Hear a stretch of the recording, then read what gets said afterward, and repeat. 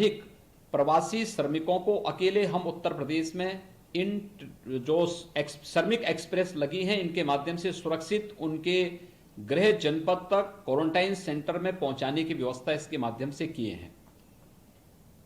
लेकिन इन प्रवासी श्रमिकों के बारे में भी जो व्यापक कार्य योजना घोषित हुई है, एक पहले पैकेज में प्रधानमंत्री गरीब कल्याण पैकेज में प्रधानमंत्री जी ने 1,70,000 करोड़ रुपए की जो घोषणा की थी, इसमें हर एक यानी देश के 80 करोड़ लोगों को फ्री में राशन देने की व्यवस्था। और मुझे प्रसन्नता है कि उत्तर प्रदेश में हम लोगों ने अब तक 18 करोड़ लोगों को हर बार यानी तीसरी बार हम फ्री में राशन उपलब्ध करवा चुके हैं।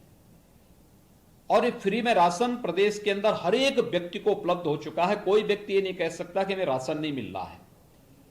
इसके अलावा प्रदेश के अंदर रोजगार सृजन की दृष्टि से भी जो कार्य प्रारंभ हुए हैं, इसमें एमएसएमई सेक्टर में बहुत बड़ा कार्य हुआ है। यहां पे जो उद्योग बंद थे उनको प्रारंभ करके उसमें कार्य प्रारंभ हुआ है, उसके माध्यम से बहुत सारे लोगों को रोजगार यहां उपलब्ध हुआ है।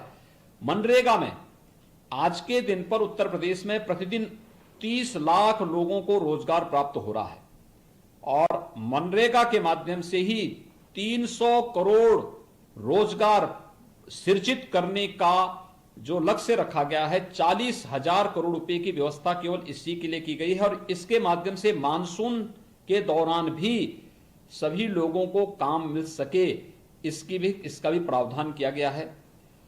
प्रवासी श्रमिकों के लिए भी कुछ सहयोग देने के लिए भी इसमें व्यवस्था की गई है। ये रोजगार सृजन के जो पैकेज घोषित हो रहे हैं, ये निश्चित ही हर एक हाथ को काम देने की सामर्थ्य रखते हैं और इस पर ये बहुत स्वागत योग्य है। मैं इसके लिए आदरणीय प्रधानमंत्री जी का हृदय से आभार व्यक्त करता हूं। स्वास्थ्य के सेक्टर में भी आज आप देखेंगे, उत्तर प्रदेश को ही अगर हम लोग लें तो जब कोरोना का पहला पॉजिटिव केस आया था तब उत्तर प्रदेश में हमारे पास तब न पीपीई किट यहां पे बनती थी, ना NT95 मास्क की व्यवस्था थी, ना सैनिटाइजर की व्यवस्था हमारे पास थी। हमारे पास तब केवल 50 टेस्टिंग की क्षमता की एक लैब लखनऊ में थी। आज हमारे पास 26 लैबोरेटरी हैं। पर्याप्त मात्रा में भारत सरकार हमें किट उपलब्ध करा रहा है और प्रतिदिन हम लोग इस समय 6,000 टेस्ट प्रतिदिन कर रहे हैं। अगले 2-3 दिन के अंदर हम इस क्षमता को बढ़ा करके 10,000 तक करने जा रहे हैं। लगभग अब तक प्रदेश में 1.25 लाख से अधिक टेस्ट हम लोग संपन्न कर चुके हैं और कुशलतापूर्वक न केवल इस क्षमता का विस्तार हम लोगों ने भारत सरकार के सहयोग से किया है, अपितु लेवल 1, लेवल 2, लेवल 3 के कोविड हॉस्पिटल की भी एक लंबी श्रृंखला खड़ी करते हुए हम लोग अब तक 55,000 से अधिक केवल कोरोना पॉजिटिव के केसेज के उपचार के लिए 55,000 से अधिक बेड स्थापित कर चुके हैं और प्रदेश के सभी 75 जनपदों में आज वेंटिलेटर की सुविधा हमारे पास मौजूद है। यह व्यवस्था हम लोगों ने आज के दिन पर प्रदेश के अंदर अपनी व्यवस्थाएं प्रारंभ कर दी हैं। इन कार्यक्रमों को हम बहुत अच्छे ढंग से आगे बढ़ा रहे हैं। आज पीपीई किट उत्पादन की 26 यूनिट अकेले यूपी में स्थापित हो चुकी हैं। ये एमएसएमई सेक्टर को जो योगदान भारत सरकार ने दिए उसका परिणाम है।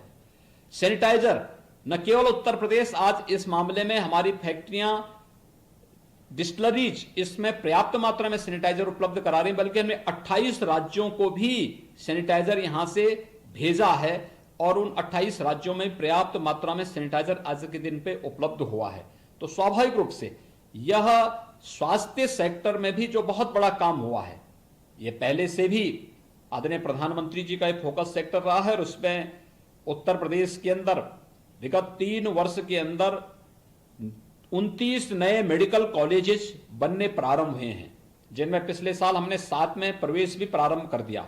2 नए एम्स प्रारंभ हुए हैं, एक गोरखपुर और रायबरेली, दोनों में हम लोगों ने ओपीडी के साथ साथ वहां पर हम लोगों ने पाठ्यक्रम भी पिछले वर्ष से प्रारंभ कर लिया है।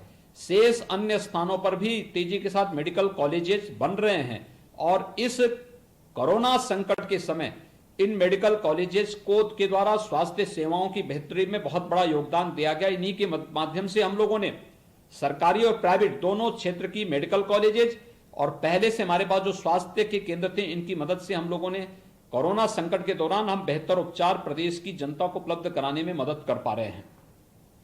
प्रदेश के अंदर इसके साथ साथ शिक्षा के बारे में जो फोकस किया गया है कि ऑनलाइन शिक्षा के बारे में 12 प्रकार के शिक्षा से जुड़े हुए चैनल को प्रारंभ करने, देश के 100 विश्वविद्यालयों को केंद्र में रखकर के इस पाठ्यक्रम को आगे बढ़ाने की कार्रवाई को मैं आभारी हूं कि जब लॉकडाउन चल रहा है, लॉकडाउन के दौरान स्कूल कॉलेजेस बंद चल रहे हैं, उस दौरान उन बच्चों के लिए भी बेहतर शिक्षा के लिए ऑनलाइन शिक्षा का एक नया प्लेटफॉर्म भारत सरकार ने उपलब्ध कराया है। उत्तर प्रदेश ने उसका अनुसरण किया है।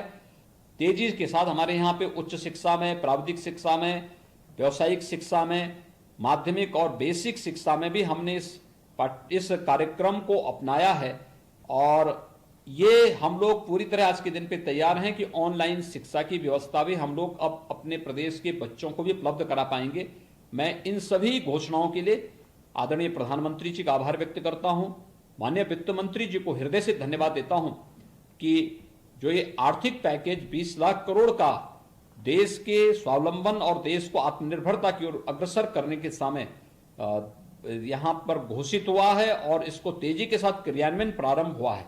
ये निश्चित ही भारत को दुनिया की एक महाशक्ति के रूप में उभारने में तो मदद करेगा ही, साथ ही साथ कोरोना के खिलाफ देश की लड़ाई को मजबूती के साथ 135 करोड़ लोगों के साथ मिलकर के हम जीतने में सफल होंगे। मैं इस बेहतरीन पैकेज के लिए प्रधानमंत्री मोदी जी का और वित्त मंत्री श्रीमती निर्मला सीतारमण जी का हृदय से आभार व्यक्त करता हूं।